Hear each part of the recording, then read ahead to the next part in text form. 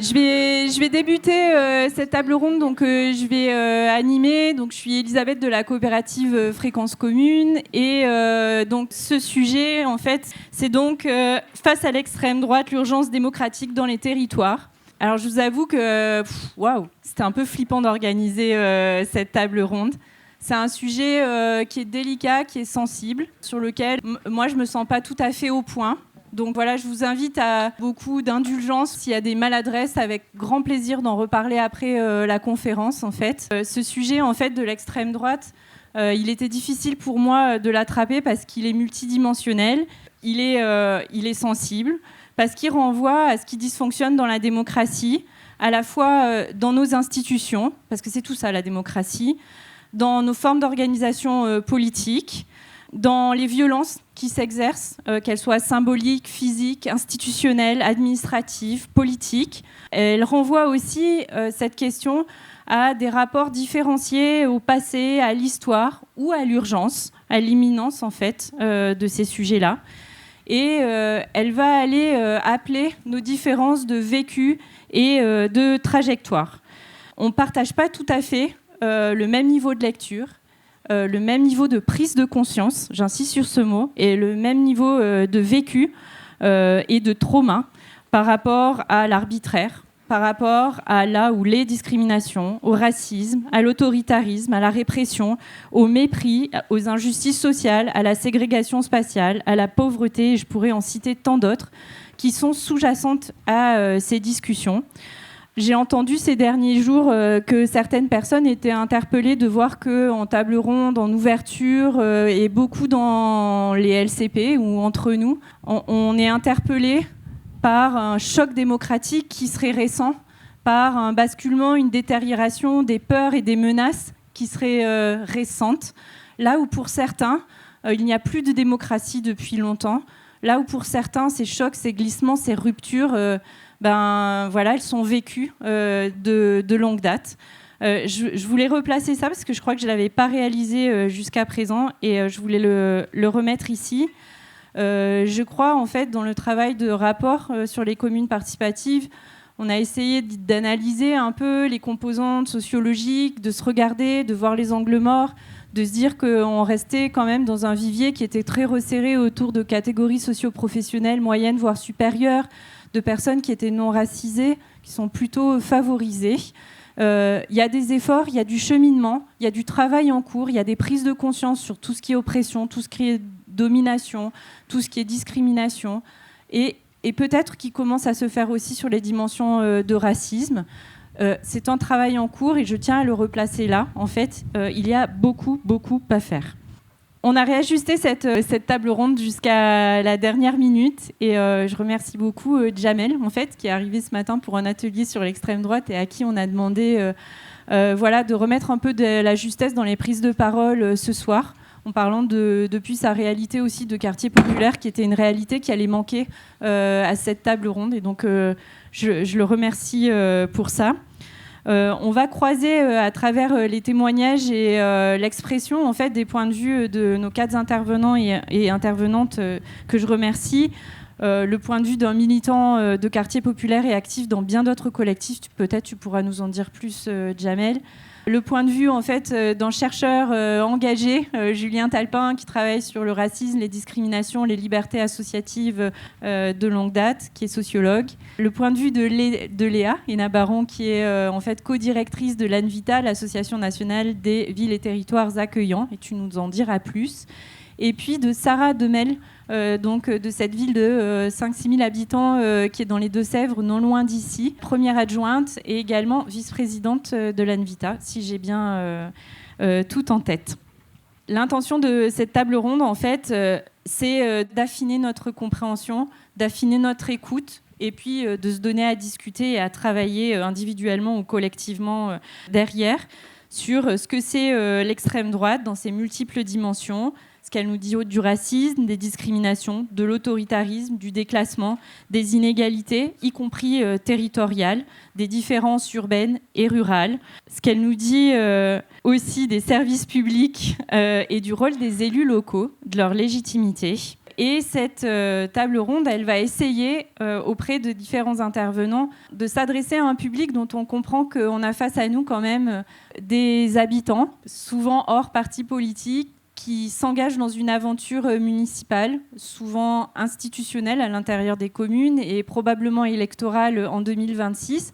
Donc l'idée, c'était aussi que cette table ronde, elle apporte des leviers par rapport à vous et par rapport à l'expérience, par rapport aux connaissances, par rapport à ce que vous voyez et percevez chaque intervenant, et de pouvoir échanger avec vous sur ces solutions et voir comment la démocratie, qui est quand même le sujet au cœur de ces rencontres, peut être une réponse pour faire place aux fâchés, peut-être pour travailler aussi avec les fachos, pour ouvrir des débouchés qui permettent de justement canaliser des sentiments d'injustice et de colère qui ne vont pas déboucher forcément sur un vote qui sera un vote extrême droite ou sur des stratégies d'action de la sorte. Je vais donc laisser la parole à Djamel Blanchard de l'Assemblée des quartiers. Tu es intervenu ce matin dans un atelier sur les stratégies face à l'extrême droite. Moi, j'ai entendu aussi que tu nous interpellais sur le fait que l'extrême droite, c'était pas à voir seulement comme des formes d'organisation politique et des victoires électorales, que c'était plus large que ça. Et toi aussi, tu nous invites à une perspective historique un peu plus large que celle plus récente. Donc peut-être que je te laisse la parole là-dessus. Et bien au-delà de ce que j'ai indiqué, sûrement. Ouais, merci. Ouais. Ben justement, ça tombe bien. Ça tombe bien parce qu'on a discuté ce matin. Et c'est bien qu'on ait pu discuter d'une certaine prise de conscience. La prise de conscience, elle est simple. C'est que souvent, on focalise, à juste titre, sur ce qu'on appelle l'extrême droite.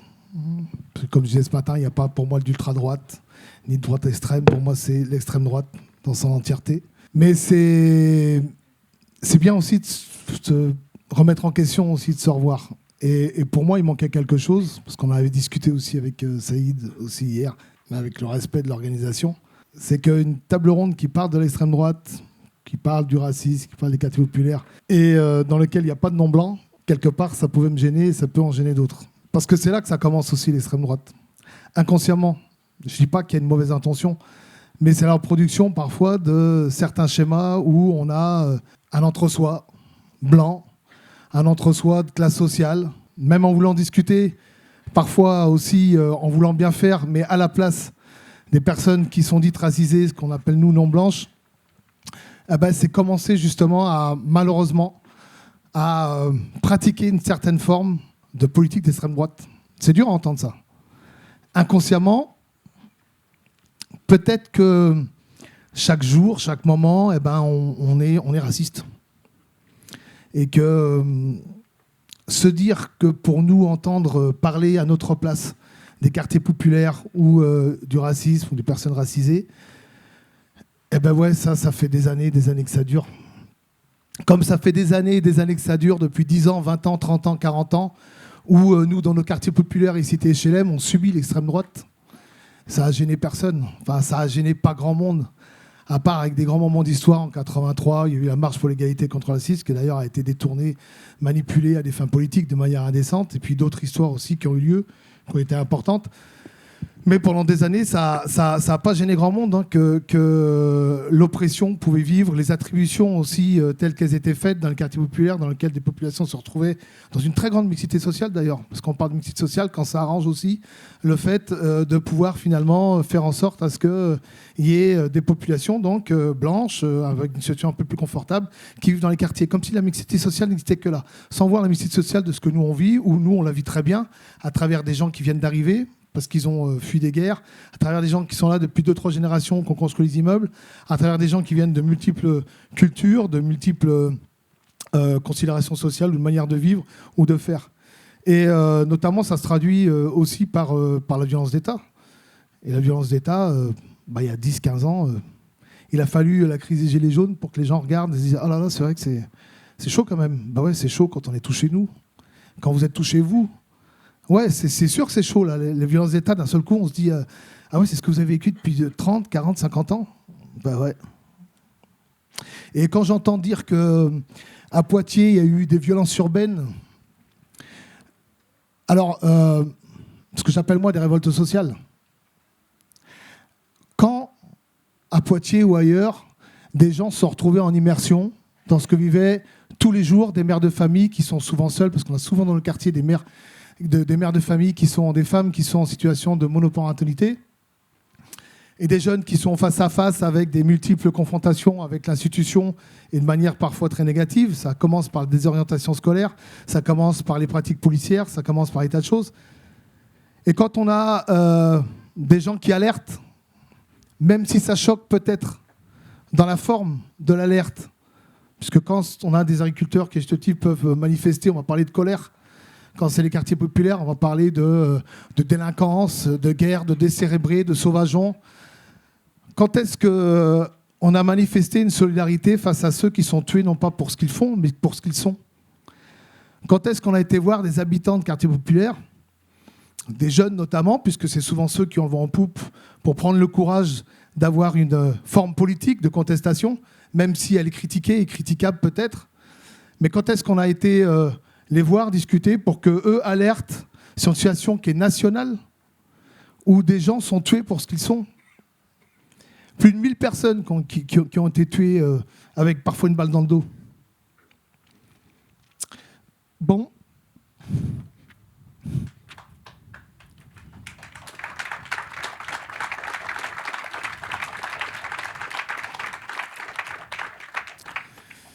Excusez-moi, il y a un peu la fatigue, mais...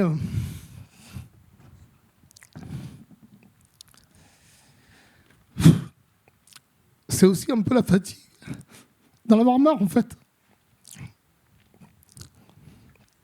Je suis désolé, mais en fait, j'en ai marre, en fait. J'en ai marre de devoir m'expliquer, de venir, parce que nous, on sait faire, on sait s'adapter. On sait venir voir les gens, on connaît peut-être plus, parfois, certains mondes que d'autres nous connaissent. Et parfois, c'est fatigant. C'est fatigant parce que quand on est en contact avec les familles de victimes de violences policières, où personne ne s'intéresse à certains comités vérité et justice, quand on sent leur peine, quand elles doivent absolument essayer de trouver toutes les possibilités de faire justice, parfois soi-même, parfois sur 9 ans, 10 ans, eh ben, c'est d'autant plus fatigant qu'on a l'impression finalement d'être comme dans un zoo, de devoir s'expliquer, de devoir essayer de faire comprendre, où des gens s'intéressent à certaines situations parce qu'ils sont confrontés à un changement de paradigme, un changement démocratique, un changement de société qui les affole, qui les inquiète à juste titre. Et c'est pas que le dérèglement climatique, c'est effectivement l'extrême droite qui arrive au pouvoir. Mais se poser la question de se dire, bah ouais, il y a des gens quand même qui l'ont vécu depuis des années, on n'a pas été là. Bah ouais, ça fait, comment dire, c'est fatigant. C'est fatigant d'autant plus qu'on la traîne dans nos chairs. Parce que des personnes qui vivent dans nos cités, qui aujourd'hui perdent de pied, parce qu'ils sont influencés aussi. Influencés par des tas de choses qui font que, par stratégie électorale, aux Antilles, ils vont voter au deuxième tour, par exemple, pour l'extrême droite, quand on se pose la question. Ça ne veut pas dire que je le cautionne, j'aurais préféré des abstentionnistes. Mais qui n'adhèrent pas du tout à l'extrême droite. Ça pose problème. Mais quand on a des gens qui perdent pied autour de nous parce qu'ils finissent par ne plus rien entendre et n'avoir qu'en interface que des gens en costard-cravate qui vont décider pour eux et qui se disent qu'il faut qu'ils s'accordent avec eux, ça pose encore plus de questions parce qu'on sent qu'on est en train de perdre pied. Et les gens qui vivent dans nos cités, pour certains, ont des raccords directs avec l'application des politiques néocoloniales qui sont des politiques d'extrême droite, qui se reproduisent encore dans des logiques aujourd'hui comme en Kanaki. Et soutien d'ailleurs aux camarades de Kanaki, là encore, sur lequel finalement on trouve peu de solidarité en hexagone, du moins je ne le ressens pas. Comme d'ailleurs dans d'autres domaines, hein. Je suis désolé, la loi du plomb, je suis évidemment le premier à vouloir signer la pétition, à être complètement d'accord de cet horrible projet de société qui nous ramène finalement à tuer l'être humain. D'accord, ok. Mais ça dérange pas de manger des bananes au chlordécone. Quand des gens aux Antilles sont en train de se battre,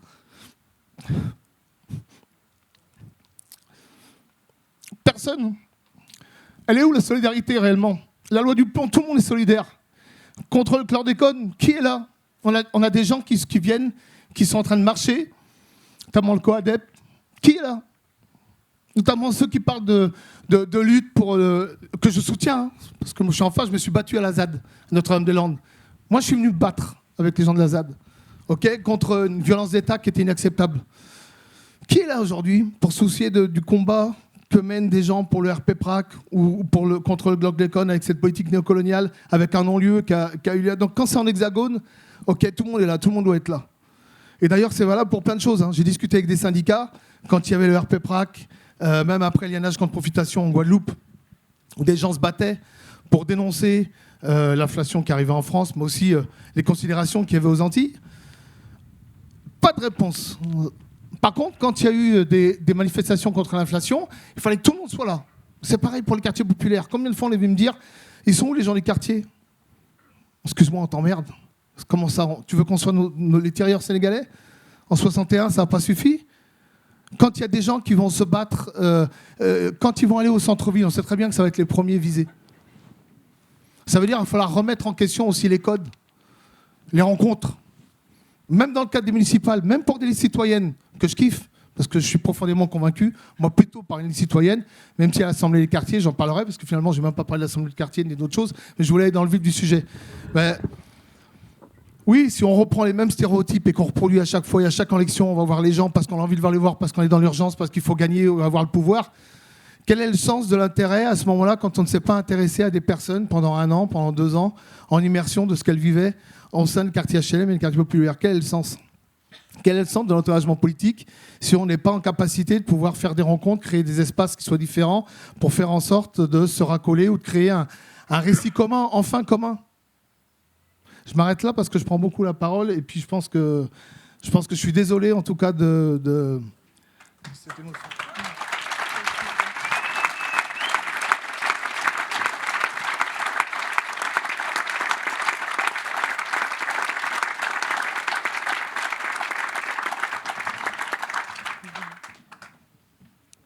Merci à toi. Et voilà, difficile de prendre la suite, mais de prendre la suite sur quel est le sens de tout ça.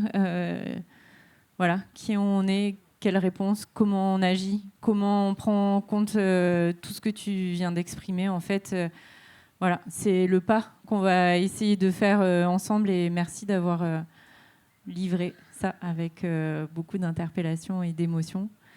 Ça te va, je passe la parole à Julien. On revient ensuite, on fait Julien. Je te laisse la suite. Tu as beaucoup travaillé aussi sur ces dimensions-là. Merci. Bonjour à tous et toutes. Pas facile, effectivement, d'enchaîner après Jamel, mais merci pour tout ce que tu as partagé très justement. Alors, moi je ne ferai pas une analyse précise des causes de l'essor et de la montée de l'extrême droite, mais j'insisterai aussi plutôt dans la foulée de ce que vient de dire Jamel aussi sur l'onde de choc d'une certaine façon et les effets indirects que la montée continue de l'extrême droite et la fascisation en cours a et se traduit par un tournant autoritaire qu'on connaît désormais depuis plusieurs années aujourd'hui en France. Et j'essaierai ensuite, peut-être dans le deuxième temps, de voir comment, à une échelle locale, on peut essayer de répondre à ça, parce qu'il me semble que la démocratie doit être une façon de répondre à cette menace fasciste.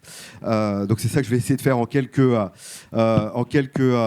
minutes. Alors évidemment, cette montée de l'extrême droite et la fascisation en cours est un phénomène aujourd'hui global dont probablement le visage le plus évident est aujourd'hui Donald Trump et ce qui se passe évidemment aux États-Unis. Et je voudrais commencer par souligner combien tout un ensemble de mesures qu'a pris Trump depuis quelques mois aux États-Unis, à certains égards, peuvent se retrouver dans une moindre mesure dans la France contemporaine, et ce qui dit des choses d'une certaine façon de l'autoritarisme qui nous gagne et de la nécessité de s'y préparer.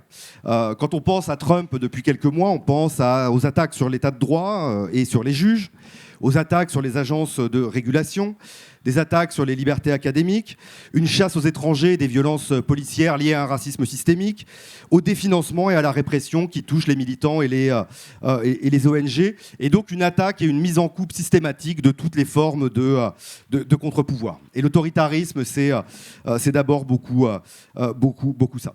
Alors je ne dis pas évidemment que ce qu'on vit en France aujourd'hui, c'est la même chose, mais il me semble que si on prend point par point tous ces éléments, on peut voir un certain nombre de parallélismes. Attaque sur l'état de droit par le ministre de l'Intérieur il y a encore quelques mois. Attaque sur l'indépendance des juges également très récemment. Attaque sur le défenseur des droits ou la Commission nationale du débat public qui a failli disparaître il y a également quelques semaines. Attaque sur les libertés académiques via toutes les polémiques sur l'islamo-gauchisme, j'en sais quelque chose à titre personnel. Chasse aux étrangers, islamophobie institutionnalisée qui facilite les assassinats il y a encore quelques semaines de cela et conduit à l'expatriation de milliers de nos compatriotes musulmans désespérés d'une certaine façon à se voir reconnaître comme des citoyens à part entière. Et je rajoute à tout cela restriction croissante des libertés associatives dont la cible première, et moi j'ai beaucoup travaillé là-dessus, ont historiquement été les quartiers populaires, et Jamel n'est pas revenu là-dessus, peut-être par pudeur, mais dont il a été aussi en tant que militant une des cibles importantes à Angers et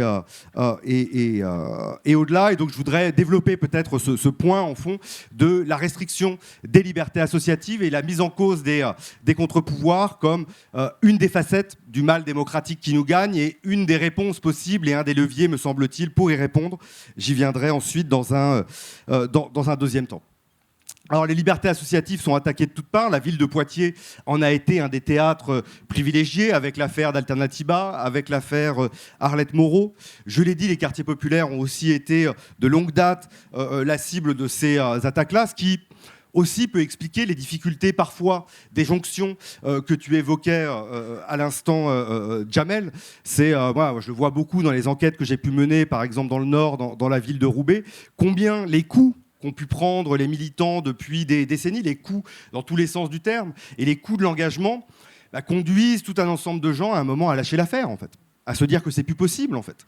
Et quand on voit le coût personnel de s'engager quand on habite dans un quartier populaire aujourd'hui, les petits, la génération d'après, ils n'ont pas forcément envie de continuer le combat. Et c'est un vrai problème auquel on doit faire face, me semble-t-il, et auquel il faut se préparer. Alors quelques mots sur un peu l'analyse qu'on essaye de faire avec l'Observatoire des libertés associatives et l'Institut Alinsky sur cette restriction des libertés associatives aujourd'hui qui a connu une forme de radicalisation ces dernières années, mais qui n'est pas nouvelle et qui existe depuis des décennies, notamment dans les quartiers populaires. Un des symboles de ce tournant autoritaire et de cette restriction des libertés, c'est la loi séparatisme votée en août 2021, il y a maintenant presque 4 ans, et dont je crois la demande d'abrogation doit figurer assez haut en fait, dans nos demandes démocratiques, qui s'est notamment traduite par la création du contrat d'engagement républicain et la facilitation des mesures de dissolution administrative d'associations qui ont depuis explosé, d'abord ciblant des associations de lutte contre l'islamophobie, c'est quand même souvent d'abord les musulmans qu'on cible, mais qui ont également depuis ciblé des militants écologistes qualifiés d'éco-terroristes, mais aussi des militants antifascistes aujourd'hui, à l'heure où le fascisme nous gagne, ce sont les militants antifascistes que l'on cible.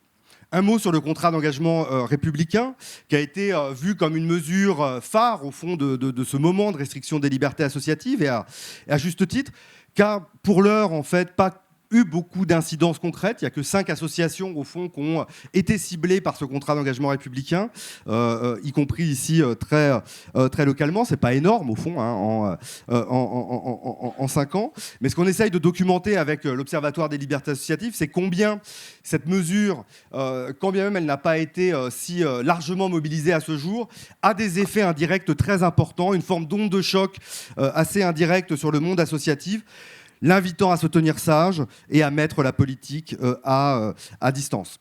Dans le même temps, on a vu se diffuser depuis quelques années, et tout particulièrement depuis quelques mois, et notamment après les dernières élections législatives, un discours, au fond, invitant à la neutralité politique des associations et de la société civile plus largement, même si ça ne tient pas véritablement juridiquement, ça porte pour partie ses fruits. Moi, j'ai mené une enquête il y a quelques semaines de cela, qui portait notamment sur cette question des libertés associative et de l'autocensure, au fond, des militants et des militantes.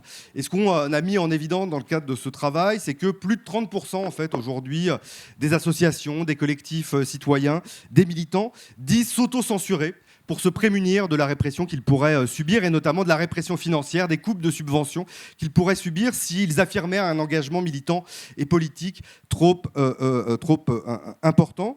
Autocensure qui se traduit par le fait qu'on n'aborde plus certains sujets qui pourraient paraître trop risqués ou trop clivants. Les violences policières, l'islamophobie, le racisme systémique, qui sont tout simplement évincés de l'agenda d'un certain nombre d'acteurs collectifs. Tout un ensemble de prises de position, de pétitions qu'on ne signe pas ou plus pour tout simplement continuer à survivre et ne pas subir la répression. Et ce faisant, ce contexte-là, au fond, vient saper le travail d'éducation populaire politique à la base en décourageant d'une certaine façon ce travail d'éducation populaire qui, à mon sens, et j'y reviendrai dans un deuxième temps, devrait être et pourrait être, et ça continue évidemment à se faire malgré tout, la réponse essentielle à la montée du fascisme, à la montée de l'autoritarisme. C'est par ce travail de repolitisation à la base qui se fait dans des espaces interclassistes, etc., que, à mon sens, on pourra essayer de contrecarrer les mauvais vents qui nous gagnent, mais j'y viendrai dans un deuxième temps. Merci beaucoup, Julien.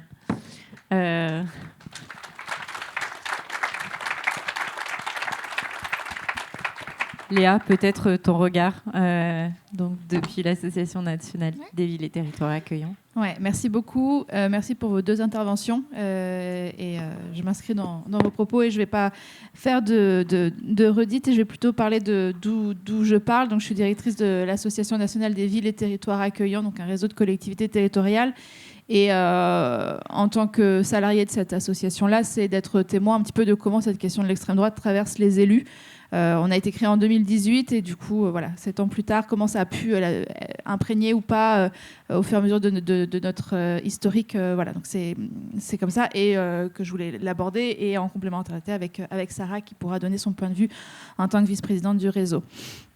L'Anvita, donc ce réseau de collectivités est engagé pour l'accueil inconditionnel des personnes, donc pour toute personne, peu importe son statut administratif, son origine, sa nationalité, etc. C'est de ne pas faire différenciation et de discrimination entre les personnes. C'est un réseau assez jeune qui découlait d'une volonté de davantage s'engager de la part des collectivités face à des non-réponses de l'État sur les territoires. Et donc, c'est un réseau qui, dans sa charte et ses statuts initialement, abordait la question d'être ouvert à toutes et tous, donc élus au sein d'une collectivité, enfin, donc une collectivité ou un élu à titre individuel, peu importe son parti politique, à condition de ne pas prôner la xénophobie et le racisme. Du coup, c'est un réseau transpartisan. Évidemment, je ne ferai pas de secret pour dire que voilà, il y a plus d'un côté que de l'autre, mais on tient à ce côté transpartisan. Mais on voit aussi que le réseau il est traversé par plusieurs courants de comment on traite la question de la migration et de l'accueil en France. On a des collectivités qui adhèrent et qui souscrivent au message politique, qui adhèrent par militantisme, par humanisme, par des questions de valeurs. Et puis, on a des adhésions qu'on dirait plutôt pragmatiques, à bas bruit aussi. Voilà. Donc, c'est aussi, on va pouvoir revenir dessus, mais voilà, il y a toutes ces réalités-là au sein du réseau et qui ont évolué, en fait, au fur et à mesure de comment les choses ont évolué depuis ces dernières années. En fait, il y a eu, par l'actualité politique, la nécessité de se positionner de plus en plus face à l'extrême droite de la part des élus. Et ça, on l'a bien vu. Le marqueur dont je parlais déjà ce matin, c'était vraiment le cas de Callac et Saint-Brévin en 2023, donc des collectivités qui ont été attaquées, enfin les élus à titre individuel, au nom d'une collectivité, qui ont été attaqués par des militants d'extrême droite, menacés, harcelés, etc.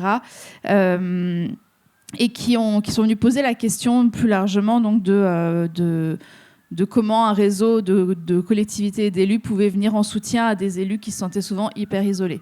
Je m'inscris un peu dans ce qui a pu être dit, que en fait, là, ce que je dis, ça montre bien ce que tu disais tout à l'heure, c'est que c'est au moment où ça a touché les élus que ça a concerné de plus en plus l'activité de l'association. Et donc, c'est allé crescendo. Et on a vraiment vu deuxième gros marqueur, c'était la loi Asile et Immigration de janvier 2024, où avant qu'elle soit promulguée, on a fait une tribune qui s'appelait « La préférence nationale n'est pas notre République », et où là, on n'avait jamais vu une tribune autant signée du réseau, même les élus à bas bruit, même les maires qui voulaient faire ça discrètement se sont positionnés. Et il y a une vague d'adhésion aussi de collectivités qui hésitaient jusqu'à maintenant d'adhérer ou pas. Et voilà, ça a été un autre marqueur. Déjà, donc cette période-là, 2023-2024, elle a été assez importante sur cette réflexion-là.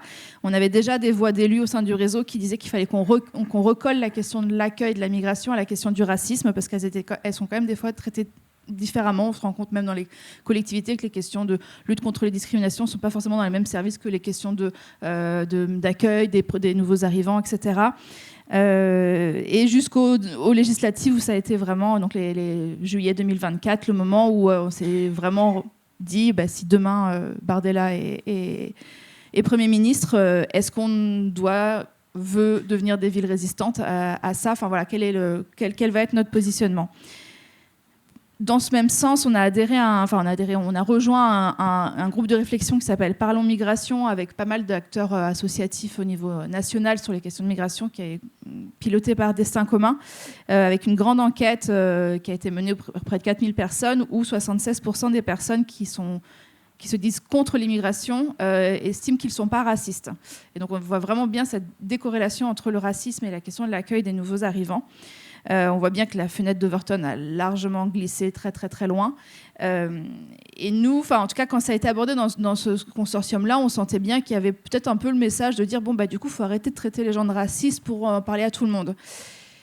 Et du coup, nous, on se l'a approprié en se disant, est-ce que, et oui, c'est une question un peu rhétorique, il y a une responsabilité des élus de refaire de la pédagogie là-dessus, de le dénoncer fermement, parce qu'on voit bien qu'il y a aussi dans les différents façon d'aborder sa façon d'être élu, c'est est-ce qu'on a envie de faire consensus et donc d'être entendu par le plus grand nombre, et donc du coup on va pouvoir lisser son discours, ou est-ce qu'on a envie d'être plus ferme et de faire donc pédagogie, mais pour nous il y a aussi un enjeu qu'il y a peut-être un entre-deux à trouver pour rester assez ferme sur le fait que le racisme est un délit, et de le ramener au centre des discussions et des enjeux.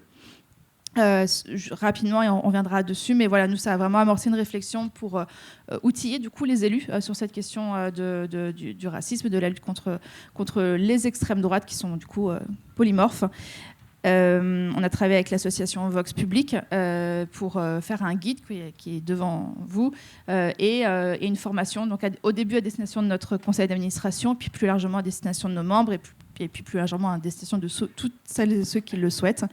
Et le 26 septembre 2024, on a voté donc un plan maire accueillant avec l'enjeu des municipales qui arrivaient, et puis ensuite les présidentielles qui vont suivre, en tout cas de se dire qu'on ne pouvait pas rester passif face à ça, et qu'il fallait vraiment qu'on s'outille. Et donc ça, je reviendrai un peu plus dans la partie outils sur ce plan d'action-là, mais juste peut-être vous dire que il y a encore beaucoup de travail à faire. Dernièrement, nous, quand on déroule ce plan d'action-là, on a des moments où on nomme des événements lutte contre l'extrême droite, et où des élus peuvent nous dire est-ce qu'on peut plutôt parler d'intolérance, s'il vous plaît, on ne voudrait pas braquer les gens, etc. Donc on voit que le combat n'est pas encore gagné, mais on y travaille. Merci beaucoup Léa d'avoir retracé cette historique avec lequel vous évoluez, vous ajustez. On va parler de l'action juste après. Peut-être Sarah, en fait, le point de vue de la commune de Melle, plutôt dans une zone de ruralité, dans cet ouest de la France qui n'était pas encore concernée par l'extrême droite et qui maintenant voit le sujet montant. Enfin, comment toi tu le regardes depuis ta perspective d'élu et de vice-présidente aussi de l'ANVITA? Oui, donc Sarah Klingler, je suis première adjointe à la commune de Melle, en charge de la culture et de l'éducation populaire. Suite au changement d'horaire, Laetitia Amiot, qui devait intervenir, était plus disponible à cette heure-ci, donc c'est pour ça que je la remplace. Et je pense on est voisines, puisque la commune de la Crèche n'est pas très loin, mais effectivement on est dans des réalités qui sont un petit peu différentes.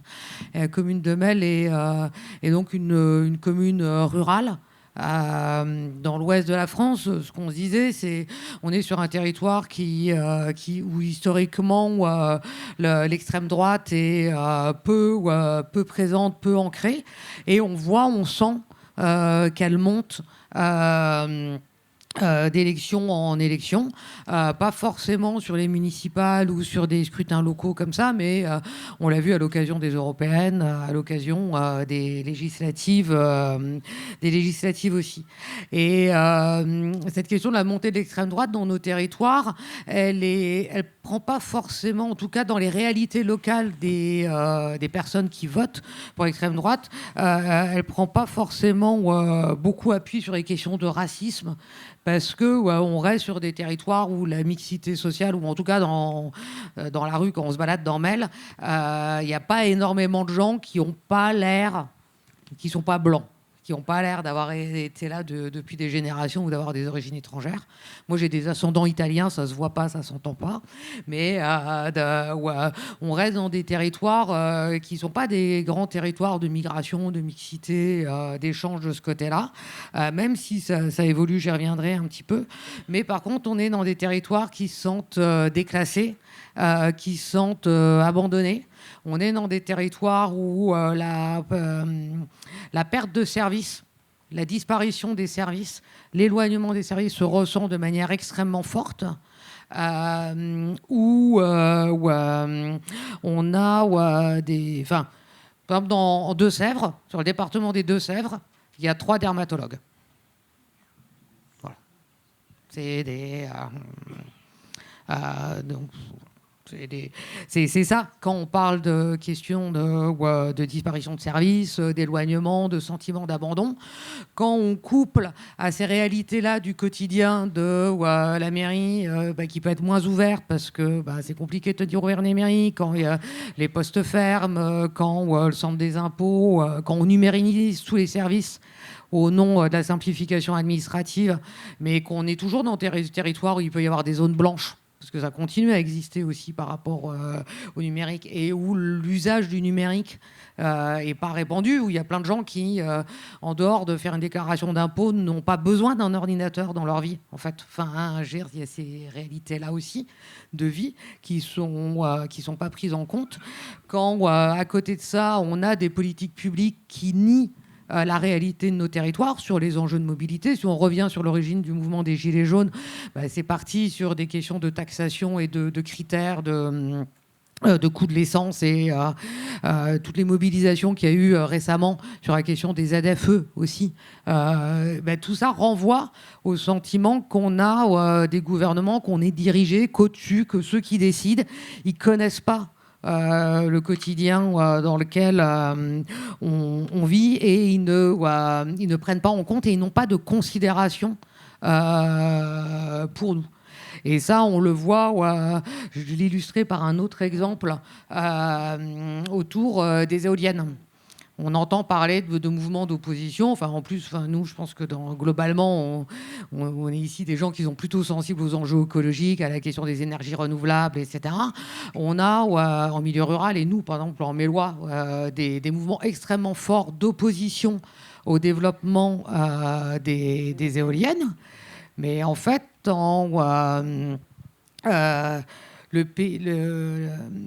la quantité, en fait, on est sur des territoires qui sont mités par les éoliennes. Moi, je suis sur un territoire où je ne peux pas, à 180 degrés, je n'ai plus de paysage sans éoliennes. Ça n'existe plus. Il y a des éoliennes partout sur le territoire. Les éoliennes de Mélois en Poitou, de la communauté de communes, produisent 80% du besoin énergétique du territoire. Et ça ne sert pas à alimenter le territoire en énergie. Ça repart dans un réseau national, etc. Et en fait, on est dans des territoires où les gens, ils ont l'impression d'être la poubelle des villes. C'est-à-dire que l'électricité renouvelable qu'il y a en ville, le méthane qu'il y a dans les bus de ville, il est produit où ? Il est produit dans les campagnes. Donc c'est les campagnes qui perdent leur cadre de vie, qui perdent des paysages, qui ont des activités polluantes, problématiques qui s'installent dans des territoires où il n'y a pas de bus. Ou pour la mission locale, elle est à Melle. Brioude, c'est à 10 km de Melle.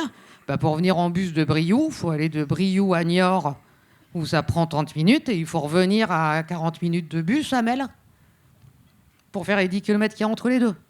Enfin, donc c'est ces réalités-là, en fait, qui font monter aussi des formes de contestation. Et la question du fâché, facho, de la radicalisation, elle vient là d'un sentiment vraiment de déclassement, de non-considération qui est extrêmement violent. Et c'est vrai que nous, en tant qu'élus locaux, municipaux, on est aussi aux premières lignes de ces tensions-là et de ces interpellations.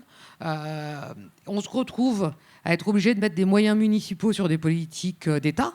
Quand on crée une maison de santé ou un centre de santé, quand on met des moyens sur tous ces enjeux-là, mais en fait, si l'État y régulait l'installation des médecins, on n'aurait pas besoin de mettre de l'argent public dans ces structures-là et on pourrait continuer à les mettre dans les écoles ou dans la mobilité qui sont nos propres compétences, en fait. Mais on se retrouve aussi à faire des choix sur nos territoires pour pallier des non prises en compte ce désintérêt, ce désengagement sur nos territoires. Voilà.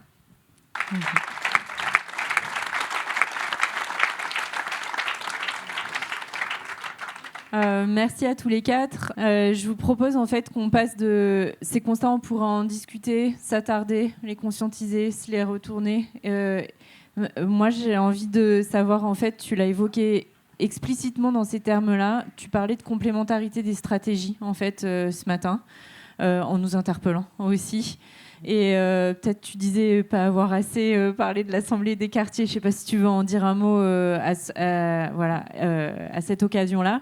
Je suis soucieuse un peu du temps qui file là. Du coup, je vais volontairement nous contraindre parce qu'en fait, ça fait 3 reprises qu'on a une discussion qui touche énormément les participants et à l'occasion de laquelle il y a peu d'occasions d'échange. Donc peut-être si on peut tous se contraindre volontairement à peut-être ne pas dire tout ce qu'on avait prévu, mais aller peut-être à l'essentiel de quelques arguments sur comment on peut agir depuis les communes face à l'extrême droite, comment on peut être complémentaire dans nos stratégies, comment on peut redonner du sens, comment on peut se retrouver sur des actions. Voilà, et puis aussi avoir ce temps de partage avec vous de l'autre côté. Désolée de l'exercice sous contrainte, double contrainte. C'est ce que je vous propose. Ça va, Jamel, pour en dire un mot? Oui, bien sûr. Et parmi les pistes, il y a évidemment la construction d'un récit commun. Et nous, en tout cas, l'Assemblée des quartiers, c'est déjà ce qu'on a commencé. Puisque l'erreur potentiellement raciste aussi, c'est de croire que tout le monde, dans les quartiers populaires, tout est homogène, comme si tous les Noirs faisaient partie de la même population, tous les Arabes aussi. Les quartiers, il y a aussi des gens qui y habitent, mais qui ont des spécificités différentes. Et l'idée de l'Assemblée des quartiers, c'était justement d'arriver, surtout dans le contexte politique actuel, qui est effectivement très, très complexe, très, très, très grave à venir. Et il n'y a pas de honte à être alarmiste. De toute façon, c'est au contraire dans l'alarme et dans l'alerte qu'on prend conscience de certaines réalités et qu'on pourrait agir beaucoup plus facilement. L'Assemblée des quartiers, ça a été cette idée-là. C'est parti aussi de certaines personnalités, il faut le dire. Il n'y a pas de honte non plus à ça. C'est pas forcément parti que d'organisations, mais des gens qui ont été des anciens du mouvement de l'immigration et des banlieues, comme Samir, Tarek. Il y a eu sur Toulouse avec les motivés avec Salah, il y a eu Zouina, il y a eu des hommes, des femmes, donc des personnalités très fortes qui sont reconnues aussi dans la France entière.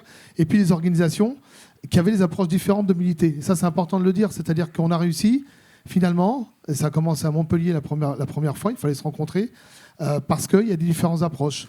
Passons-nous, par exemple, je pense à l'exemple Passons-nous, qui a un énorme réseau d'habitants et d'habitantes de quartiers populaires, qui est plutôt un mouvement, on va dire, alors pour la démocratie active, mais en lutte segmentaire, c'est-à-dire la lutte du quotidien des habitants et des habitantes, le logement, l'école, et qui ont comme levier l'interpellation.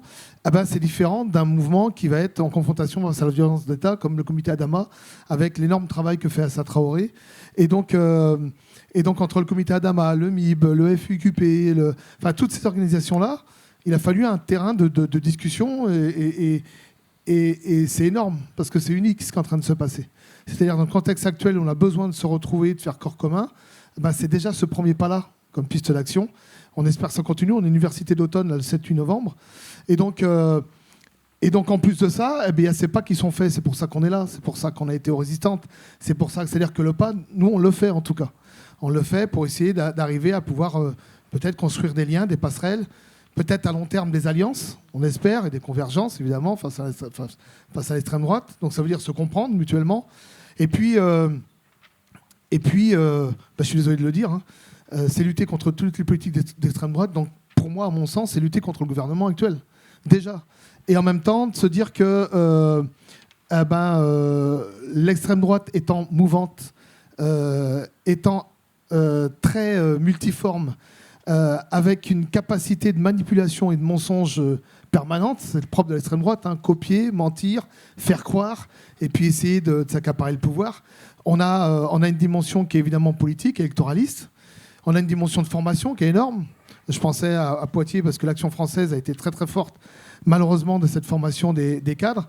Et puis on a, comme on parlait des fenêtres d'Overton, qui ont été constamment repoussées, mais à un point de jamais vu. On a des milices qui sont d'ailleurs très en lien aussi. C'est-à-dire la capacité des différentes formes d'extrême droite, dont les milices, à pouvoir, alors qu'elles sont en désaccord, à pouvoir s'accorder entre elles.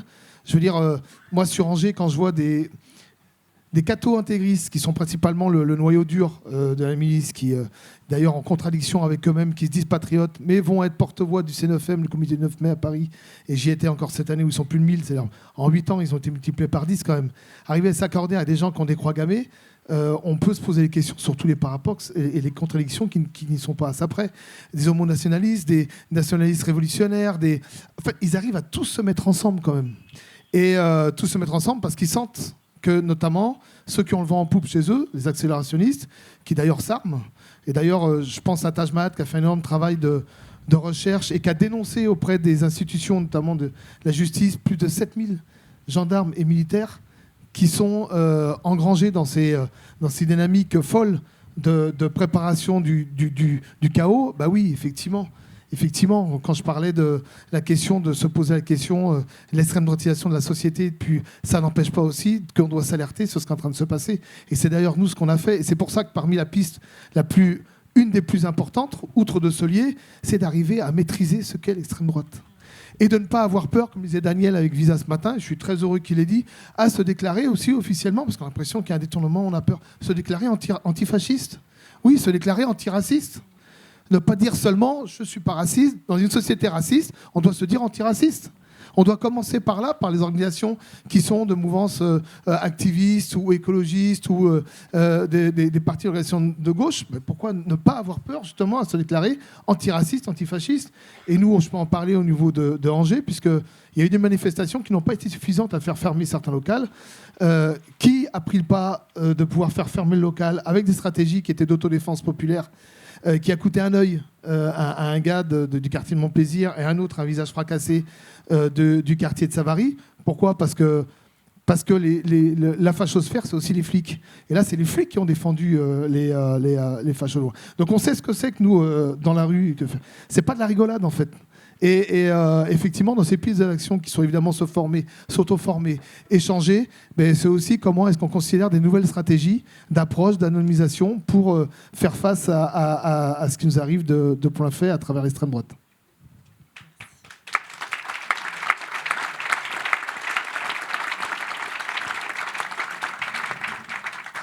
Julien, peut-être je te retourne cette question de ce qui peut être fait. Tu as fait tout un travail en fait, sur des propositions concernant les libertés associatives, comment on tient les digues, comment on constitue ensemble des contre-pouvoirs, comment on résiste un peu à ces dérives autoritaires. Peut-être je te laisse...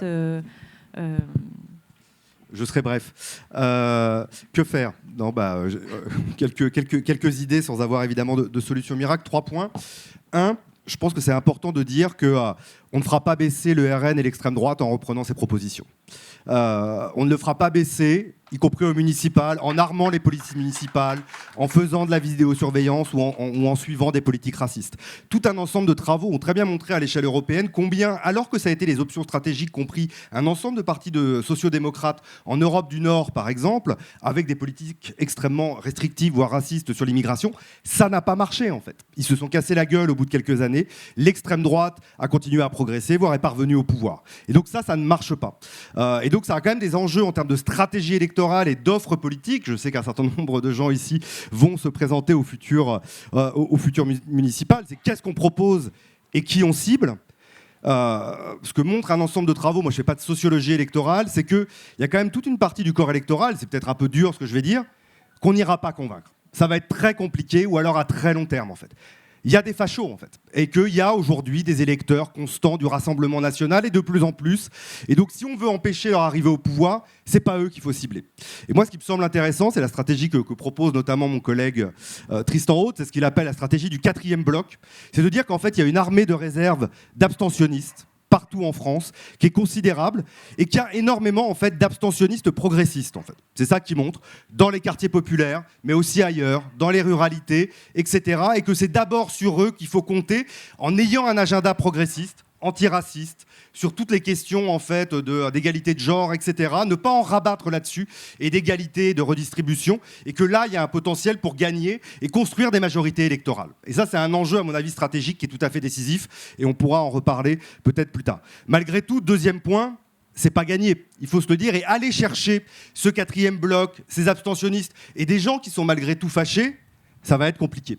Il y a du travail, et c'est un travail qui nécessairement doit se faire sur le temps long et par des temps extra-électoraux. Et c'est une difficulté, je pense que vous n'êtes pas le bon public pour parler de ça, mais il y a un problème qu'on a, c'est que les militants aujourd'hui sont quand même très largement accaparés par les échéances électorales et toutes les énergies sont mises sur les élections. Il y a les municipales, puis il y aura les présidentielles, puis il y aura les régionales, etc. Et tout ça empêche de faire ce travail d'éducation populaire à la base qui permettrait de saper les bases précisément de la montée de l'extrême droite et de cette fascisation par le bas qui nous gagne malgré tout. Et donc il y a cet enjeu, et c'est pas que les partis, c'est aussi ce que j'évoquais tout à l'heure, la société civile, les mouvements d'éducation populaire, les collectifs citoyens, de reprendre ce travail d'éducation populaire à la base en menant des campagnes communes en fait. Par la verticalisation des colères, et moi je crois qu'il y a moyen de construire des alliances interclassistes entre les gens aussi des ruralités, des quartiers populaires, parce qu'il y a des attentes partagées.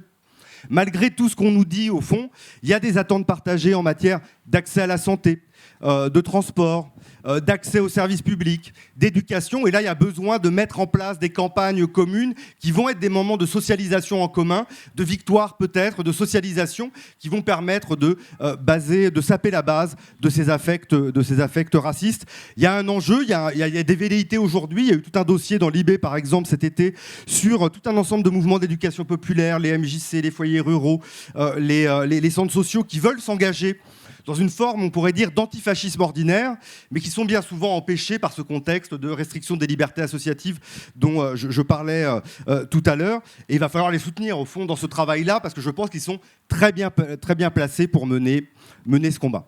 Troisième point, la démocratie. Moi, je crois qu'une des raisons en fait, de ces colères et de la montée de l'extrême droite, c'est un sentiment profond de perte de souveraineté, d'une certaine façon, du sentiment, et c'est pas qu'un sentiment au fond, que les principales décisions qui guident nos vies, elles sont prises sans nous. Alors, on ne met pas forcément la même chose derrière le sans nous, mais malgré tout, il y a un sentiment de perte de souveraineté qui est lié, pour employer des grands mots, au néolibéralisme autoritaire, qui fait que, de fait, les principales décisions qui guident nos vies sont prises sans nous. Et donc, la démocratie doit être la réponse à ce sentiment-là. Et je crois que malgré tout, avant qu'on prenne le pouvoir à l'échelle nationale, c'est peut-être pas gagné. Il y a des choses à faire déjà, ici et maintenant, à l'échelle locale. Moi, je crois plus que jamais, parce que c'était une demande en fait, qui émanait d'un mouvement éminemment populaire, au RIC en fait. Le RIC doit être tout en haut de nos exigences démocratiques pour demain et en 2026, parce que c'était une demande qui émanait des Gilets jaunes, précisément dans la diversité sociale qu'ils représentaient. Et au regard de toutes les déceptions, malgré tout, qui entourent les expériences de démocratie participative, moi je partage beaucoup des constats des auteurs de En finir avec la démocratie participative. La réponse aujourd'hui, ça doit être la démocratie directe. Il faut y aller, il faut faire des référendums d'initiative citoyenne, il faut faire des référendums pas que d'initiative citoyenne, il faut partager le pouvoir et la démocratie directe doit être le moyen de le faire. 2005, mine de rien, le référendum sur le traité constitutionnel européen a été un formidable moment démocratique de mise en branle de la société, quoi qu'on pense des résultats, parce que les référendums, c'est aussi tout ce qui le précède. Et moi, je pense que sur tous les grands projets structurants pour une collectivité, les projets de rénovation urbaine, mais aussi plein d'autres choses. Il faut organiser des référendums et organiser des assemblées citoyennes dans les campagnes pour mettre en branle, au fond, la société.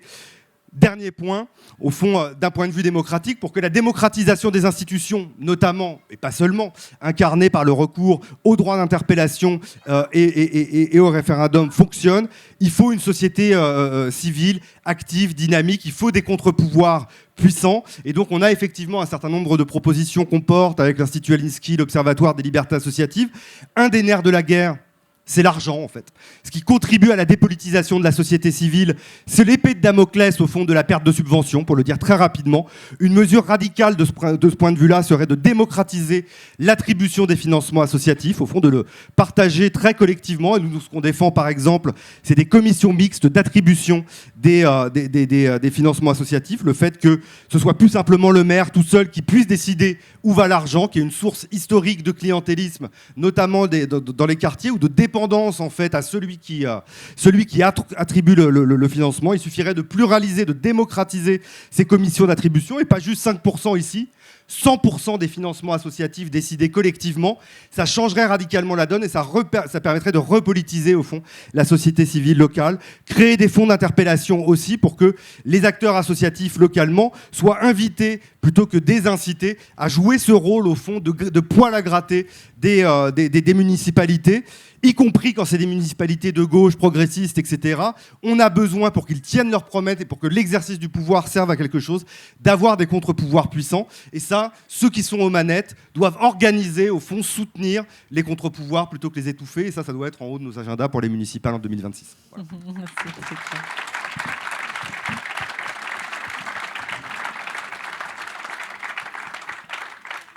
Léa, je te cède la place, peut-être pour que tu nous dises très concrètement comment vous aussi vous organisez et proposez des réponses. Parce que du coup, le guide que tu montres, ça fait partie d'un des axes de notre plan d'action maire accueillant.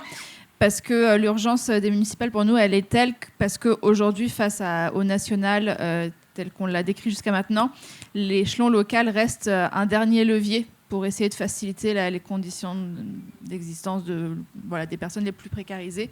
Et donc, il y a un fort enjeu sur les élections municipales. Et puis, l'essence de l'Anvita, c'est de pouvoir, au-delà du plaidoyer dont on a parlé jusqu'à maintenant, c'est de pouvoir mettre en valeur toutes les pratiques inspirantes qui ont pu se faire, qui peuvent se faire, tout ce qui est possible, d'être plutôt dans des solutions, dans des outils. Donc, on a plein d'outils, comme le montre le devant de la scène. Parce qu'on pense vraiment qu'en plus la preuve passe par l'exemple, et donc de montrer que c'est possible, ça permet aussi de changer les perceptions et les discours. Du coup, j'avais parlé du premier guide, donc défendre l'accueil et la solidarité face à l'extrême droite, qu'on a mené, où il y a vraiment des pistes très concrètes dedans sur tout ce qui va être les outils juridiques et les outils de communication pour prévenir et riposter face à l'extrême droite. Il y a le fait que du coup, donc nous à l'Anvita, donc ça peut être, on peut être un soutien parce qu'on fait une veille aussi de l'extrême droite. On est aussi pas mal en lien avec des acteurs qui le font très très bien et beaucoup mieux que nous, tels que Street Press, etc., qui peuvent avoir une belle veille sur ce qui se passe partout sur les territoires. On a donc développé une formation aussi parce qu'on estime qu'il faut comprendre aussi ce qu'est l'extrême droite pour mieux lutter contre. Donc vraiment essayer de l'analyser. Et donc ce plan d'action, il est en 5 axes. On a des webinaires qui sont visionnables aujourd'hui. On voit un peu aussi avec les journalistes de l'Humanité, Thomas Lemayeux, ce que c'est le plan Périclès, etc. Donc voilà, je vous invite, si vous le souhaitez, à regarder. C'est les rendez-vous des municipales sur le YouTube de l'Anvita. On a donc cette école des maires accueillants en opposition au plan Périclès, ou avec les temps de formation qu'on a menés. On a donc le manuel qui est en fait la volonté, donc c'est le manuel pour les nouveaux et nouvelles élus, la volonté de faire un bilan des 6 ans de mandat, de ce qui a été possible, et comme on a un autre manuel, enfin on a un autre guide sur tout ce qu'on peut faire en tant qu'élu au niveau local, départemental et régional, on a voulu questionner pas vraiment la question du quoi faire, puisque ça, on l'analyse depuis 6 ans, mais la question du comment faire. Et du coup, quand on s'installe dans son mandat, quels sont les espaces à investir, quels sont les acteurs, comment on travaille collectivement avec tous les acteurs de son territoire, en prenant la parole les premiers concernés, etc. Donc, c'est la volonté de d'abord se déconstruire et ensuite d'avoir les espaces tels quels. Et puis après, on a donc d'autres outils. On a un canal WhatsApp, on a plein de choses. Là, il n'y a pas toutes les ressources, etc. Donc, je vous ai laissé un papier si vous voulez mettre vos adresses mail pour avoir accès aux ressources, parce que tout n'est pas forcément trouvable. Voilà. Mais peut-être dire que nous, en tant que structure associative, en tant que telle, évidemment, on est composé à 90% de collectivités locales, enfin de communes, intercommunalités. On a quelques régions et départements, mais c'est à la marge. Et donc forcément, les élections municipales vont être un fort enjeu pour nous, puisque forcément, sans incarnation politique, le réseau n'est rien. Donc forcément, je vous invite à pouvoir prendre connaissance et voir comment relayer cette information-là pour qu'après 2026, on reste une force d'interpellation au national. Oui, là, Merci.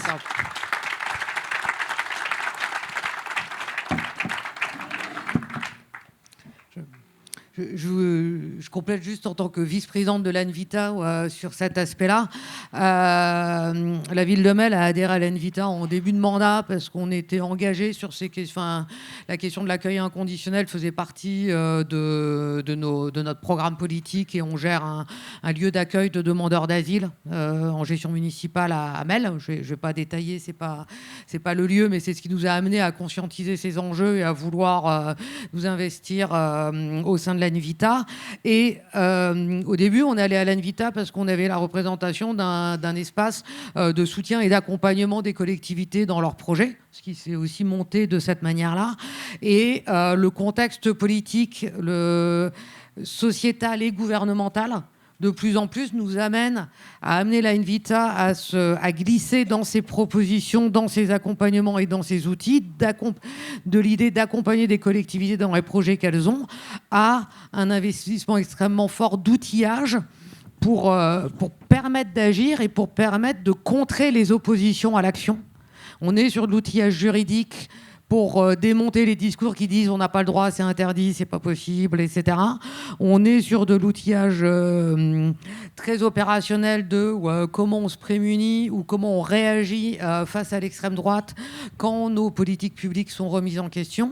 On est sur du plaidoyer qui est de plus en plus...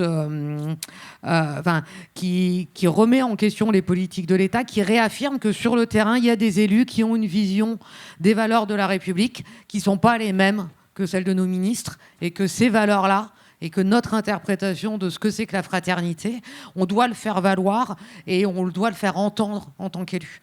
Et c'est vrai qu'on est une association, enfin l'ANVITA, elle a cette vocation-là, à la fois de plaidoyer et de porter et de dire la République, c'est pas que le gouvernement et c'est pas que la politique de Darmanin et de Retailleau aujourd'hui sur les questions qui nous intéressent, mais c'est incarné par des élus qui portent d'autres choses sur les territoires et qui ont la capacité d'agir et qui peuvent le faire. Enfin, ça me paraît vraiment important de l'avoir en tête et de l'intégrer dans sa réflexion sur comment on s'organise et quelle politique on va pouvoir mener, promouvoir et incarner après mars 2026. J'ai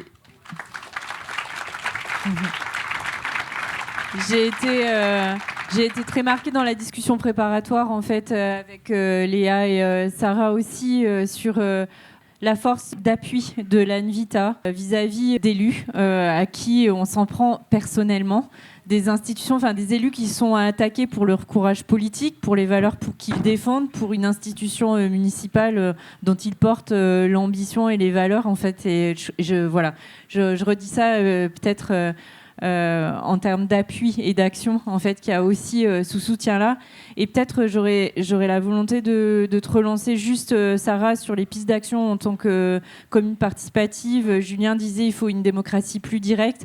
Moi j'entends aussi, et c'est ce qu'on a observé dans les LCP, qu'il y avait une force d'occupation du travail de terrain et de l'engagement de ces élus, qu'ils soient non élus, qu'ils soient d'opposition ou qu'ils soient en mandat, à occuper le terrain, à aller dans la démocratie du proche, à parler parler, à être dans l'écoute et à être dans le respect des décisions auxquelles ils se sont engagés, d'être aussi dans la concrétisation, dans des réponses aux enjeux, aux besoins locaux aussi des habitants, et que ça, c'était une forme de lutte quelque part contre la résignation, l'injustice, le déclassement, le mépris et tout ce qui nourrit en fait ces votes fâchés. Peut-être je te laisse la parole là-dessus.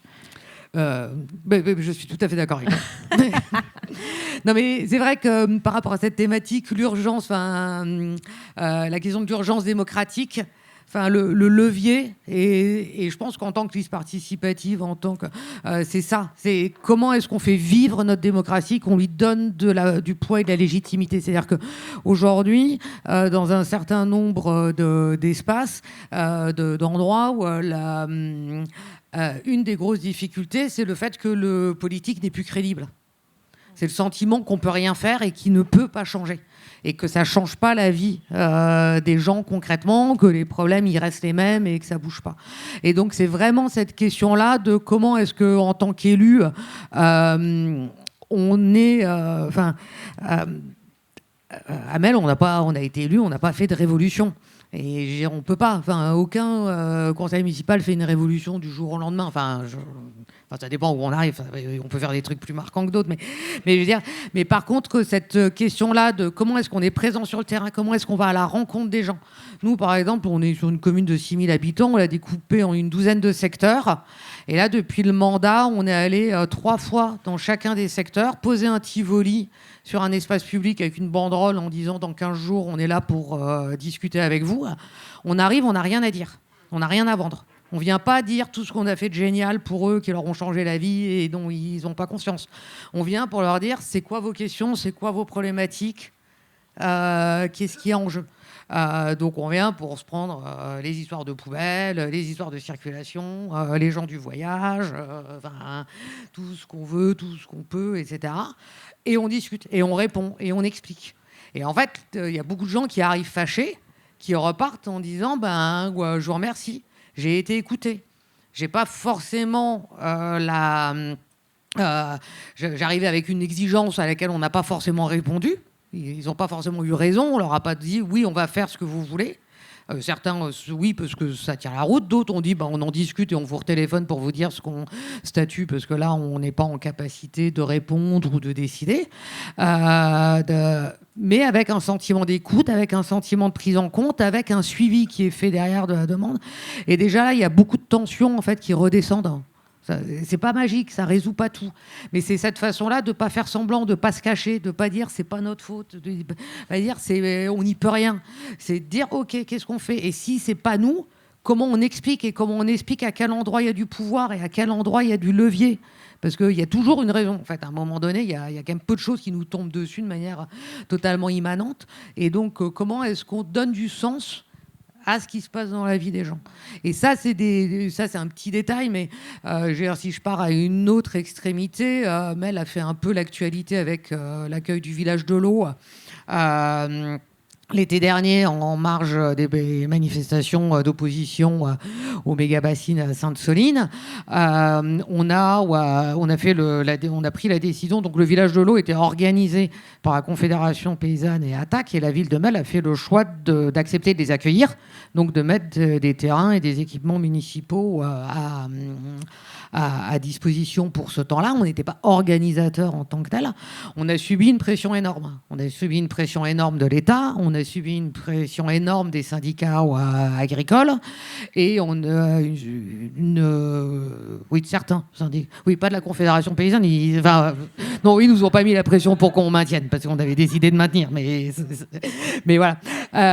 On a eu une pression médiatique très forte, un traitement médiatique, notamment dans les journaux locaux en amont. Parce que, pour ceux qui ne sont pas du coin, vous avez vu le traitement après, mais en fait, localement, dans les journaux, la pression était forte en amont. Et on avait des discussions avec des copains en disant, mais à un moment donné, face à ces pressions-là, si là, t'arrêtes, si tu bats en retraite, tu dis, non, finalement, on va pas le faire, on retire notre accord, tu perds toute crédibilité politique. C'est plus, c'est un enjeu, si tu veux, à un moment donné, comme élu, dire qu'il y a des espaces de démocratie et que tu es le représentant et le garant de cette expression démocratique.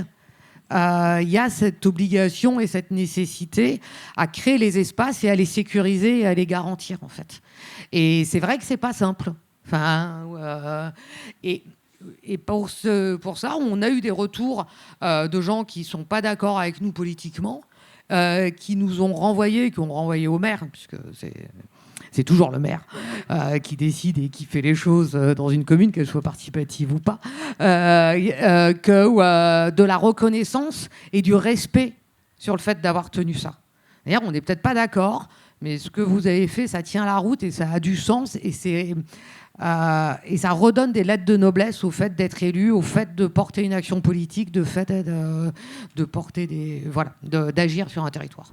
Après, il y a d'autres petites choses, mais je pense d'assumer, d'être droit dans ses bottes. Ça a été une autre époque. Merci beaucoup à tous les quatre. Je vois déjà Daniel qui lève la main. L'idée, c'était de laisser un petit moment. Alors, je vais vous demander un appui pour les micros, s'il vous plaît. Voilà, pas de souci. Merci. Peut-être vous en gardez 2, on en prend 2, ça ira. Je vous remercie. Alors, je vais juste faire en sorte de rappeler un petit règle du jeu. Il reste environ 15 minutes, 20 minutes. Je vais vous demander de privilégier des prises de parole courtes et directes et qu'il y ait une alternance au moins homme-femme, s'il vous plaît, de la parole. Voilà. Merci.